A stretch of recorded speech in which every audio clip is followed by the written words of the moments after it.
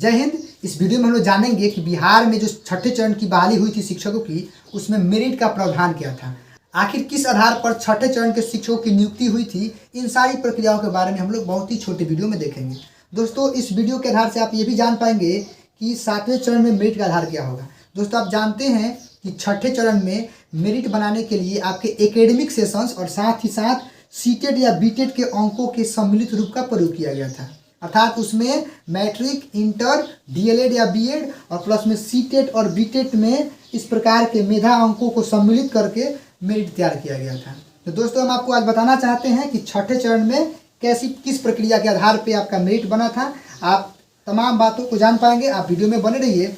देखिए दोस्तों, अगर मेरिट की बात करते हैं तो आपको मैं बता दूं कि छठे चरण की नियमावली के अनुसार मेरिट का प्रावधान कुछ ऐसा था कि जो भी आपके एकेडमिक सेशंस थे, ध्यान दीजिएगा, अर्थात जो आपके मैट्रिक में जितना आपका नंबर था, जो आपका इंटर में नंबर था प्रतिशत, और जो आपका ट्रेनिंग का नंबर था, आपने डीएलएड या बीएड किया है, तीनों के परसेंटेज को जोड़कर 3 से भाग लगाना होता था, अर्थात इसका एवरेज निकालना होता था। और इसी में दोस्तों सीटेट और बीटेट का वेटेज भी मिला था, मेधा अंक भी आपको मिला था। आप ध्यान दीजिए, मैं आपको एक जनरल चीज़ बता रहा हूँ। मान लीजिए कि आपका मैट्रिक में आया हो 60%, ध्यान दीजिएगा, आप खुद अपना निकाल भी सकते हैं, और आपका इंटर में आया हो 70%, और जो आप ट्रेनिंग किए हैं डीएलएड या बीएड किए हैं उसमें आया हो 80%। तो सबसे पहले तो आपको तीनों का एवरेज निकालना होगा, औसत निकालना होगा। 8 7 15 6 21 210 टोटल हुए, और इसमें 3 से भाग लगाने पर आपको मिल जाएंगे 3 7 21 70%। तो दोस्तों, ये जो आपके एकेडमिक सेशंस हैं, जो मतलब आपका मैट्रिक, इंटर और ट्रेनिंग का जो औसत निकला वो 70% है।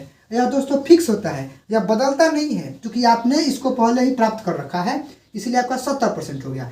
अब दोस्तों ध्यान दीजिए, आपने सीटेट या बीटेट में जितना मार्क्स मंगाया है ना, उसमें आपको मेधा अंक मिलता है, जिसका क्रम ऐसा है। आपको मैं बताना चाहता हूँ, आप गौर कीजिएगा। जैसे मान लीजिए अगर हम मेरिट निकालना चाहते हैं, मान लीजिए कि आपका एकेडमिक में एक तो बात कन्फर्म है कि 70% पहले से ही है, क्योंकि अगर आपका 60 70 80 आया तो एकेडमिक का टोटल परसेंट 70% है। अगर आपको सीटेट में या बीटेट में 55 से लेकर 70% के पहले तक, मतलब 55% और 70 से पहले तक प्रतिशत में आया हो, तो उसका अंक कितना होगा दोस्तों? या तो आपको सीटेट या बीटेट में 82 नंबर आया हो, नहीं तो 104 नंबर आया हो, नहीं तो दोनों के बीच में आया हो। 82 हो, 104 हो, या दोनों के बीच में हो, तो छठे चरण की नियमावली के अनुसार आपको 2 मेधा अंक मिलेंगे अतिरिक्त। आप ध्यान दीजिए, तो पहले से आपका 70 था और आपको 2 एक्स्ट्रा मिल जाएगा, तो टोटल आपका मेरिट हो गया 72%, जो कि इस प्रावधान से हुआ अगर आपके सीटेट या बीटेट में 82 से 104 तक है। बात क्लियर है? मान लीजिए कि अगर आपका नंबर अधिक हो, 70 और 80 के बीच में हो, अर्थात अगर आपका नंबर 105 हो या 119 हो, नहीं तो इसके बीच में हो, कुछ भी हो सकता है, तब आपको मेधा अंक 4 मिलेंगे। तो बात बिल्कुल सिंपल है दोस्तों, कि आपको एकेडमिक में तो 70% है ये है, अगर आपका सीटेट या बीटेट में 105 और 119 आया है या उसके बीच में आया है, तो आपको 4 अतिरिक्त अंक मिलेंगे। तो आप इसमें 4 जोड़िएगा तो आपको टोटल मिल जाएगा 70 4 74%। यही आपका फाइनल मेरिट लिस्ट है, यही आपका फाइनल मेरिट परसेंटेज है।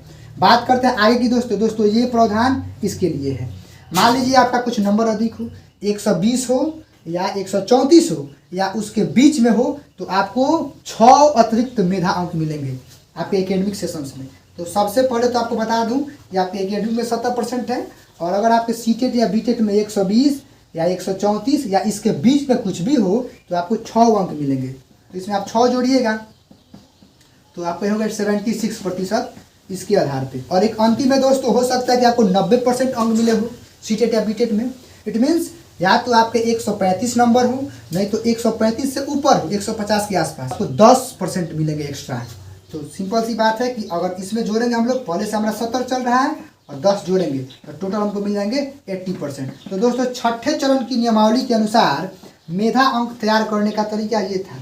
आप अपने मैट्रिक, इंटर, ट्रेनिंग और साथ ही साथ सीटेट और बीटेट के अंकों को ख्याल में रखकर इस प्रकार से मेधा आप खुद अपना निकाल सकते हैं और अपने आप को आंक सकते हैं कि आखिर छठे चरण की नियमावली के अनुसार शिक्षक बनने के लिए आपको कितना मेधा अंक आपका बन रहा है। दोस्तों, आप वीडियो के माध्यम से मेधा निकालना सीख गए होंगे, समझ गए होंगे। बाकी दोस्तों नियमावली अगर नहीं आती है 2022 या 2023 या 24 में बहाली में, तो उसमें जिस प्रकार का प्रावधान होगा उसके अनुसार भी हम लोग मेधांक निकालना सीखेंगे और बहाली में हम लोग भाग लेंगे। मिलते हैं अगली वीडियो में अगले टॉपिक के साथ, तब तक के लिए टेक केयर, थैंक यू।